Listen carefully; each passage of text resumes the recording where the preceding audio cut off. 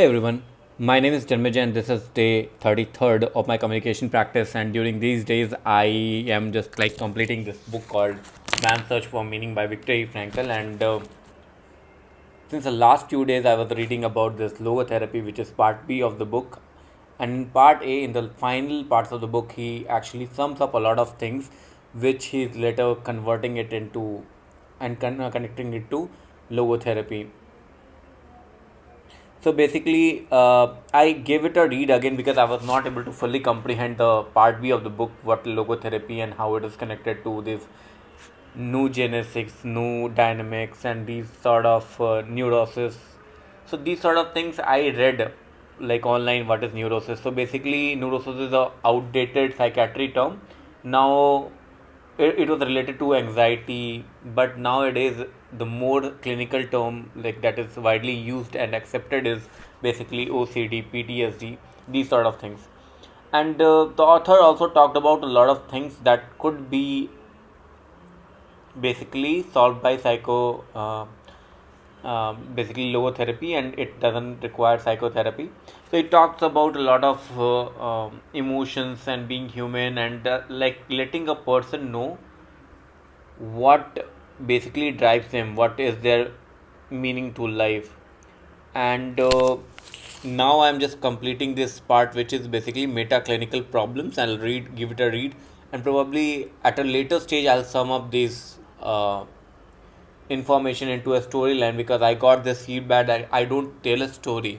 So story is more relatable, people can understand it very well if I connect these more technical terms into a story. If I can weave a storyline which is very easy to understand, and through that story if I can convey the concepts of the logotherapy, that would be much better.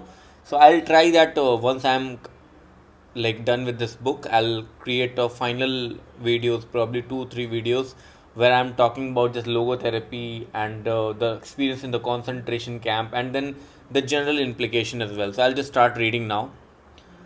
More and more, a psychiatrist is approached today by patients who confronts him with human problems rather than neurotic symptoms.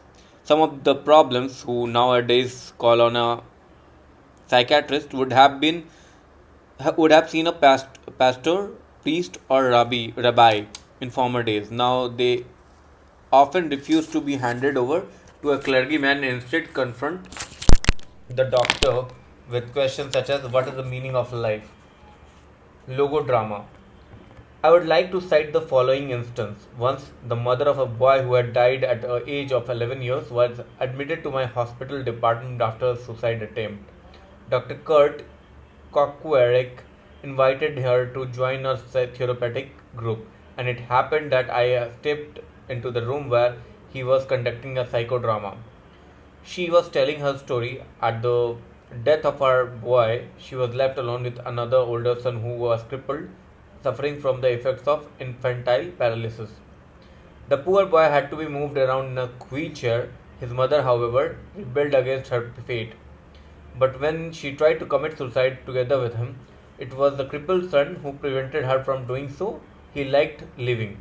For him, life had remained meaningful. Why was it not so for his mother? How could her life still have a meaning, and how could we help her to become aware of it? Improvising, I participated in the discussion and questioned another woman in the group. I asked her how old she was, and she answered 30. I replied, no, you are not 30, but instead 80 and lying on your deathbed. And now you are looking back on your life, a life which was childless but full of financial success and social prestige. And then I invited her to imagine what she would like, what she would feel in this situation. What will you think of it? What you will say to yourself? Let me quote that. She actually said from a tape which was recorded during that session, oh, I am married a millionaire. I had an easy life full of wealth and I am lived it up. I flirted with men, I teased them, but now I am 80, I have no children of my own.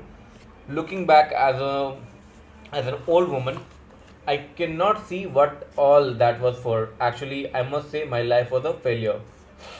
I then invited the mother of the handicapped son to imagine herself similarly back looking back over her life. She and let us listen to what she had to say as recorded on the tape. I wish to have children, and I this wish has been granted to me. One boy died. The other, however, the crippled one, would have been sent to an institution if I had not taken care. Though he is crippled and helpless, he is after all my boy, and so I have made a fuller life possible for him. I made I have made a better human being out of my son. At this moment, this was an outburst of tears and crying. She continued, "As for myself, I can look back peacefully on my life, for I can see my life was full of meaning, and I have tried hard to fulfill it. I have done my best. I have done the best for my son. My life was no failure." Viewing her life as if from her deathbed, she suddenly been able to see a meaning in it, a meaning which even included all her suffering. By the same token, however, it had become clear as well that a life of short duration, like that, for example, of her dead boy, could be rich in joy and full, that it could contain more meaning than a life lasting 80 years. After a while, I proceeded to another question, this time addressing myself to the whole group. The question was whether an ape which was being used to develop poliomyelitis serum, and for this reason perturbed again and again, would be ever able to grasp the meaning of its suffering. Unanimously, the group replied that of course it would not. With its limited intelligence, it could not enter into the world of man, and the only world in which the meaning of its suffering would be understandable. Then I pushed forward with the following question: and what about man? Are you sure that human world is a terminal point in which evolution of the cosmos? It is not conceivable that there is still another dimension, a world beyond man's world, a world in which the question of an ultimate meaning of human suffering would find an answer. The super meaning.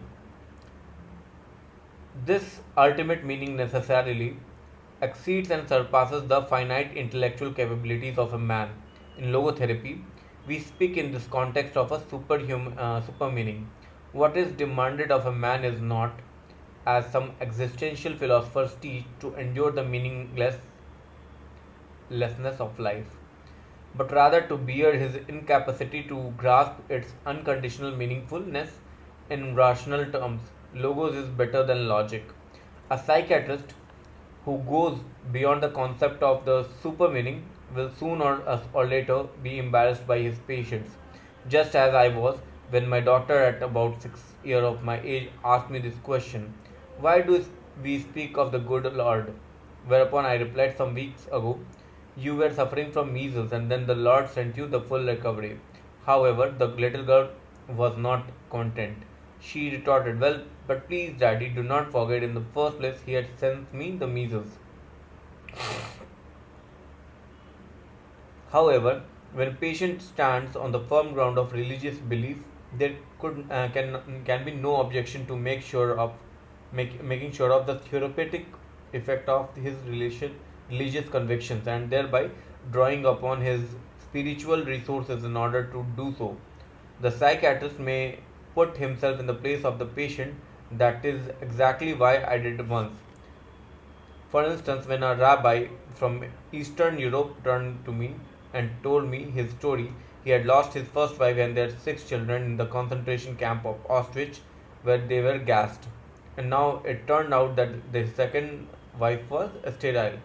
I observed that the procreation is not the only meaning of life, for then life in itself would become meaningless, and something which in itself is meaningless cannot be rendered meaningful merely by its perpetuation. However, the rabbi evaluated his plight as an Orthodox Jew in terms of despair, that there was no son of his own who would ever say Kaddish for him after his death.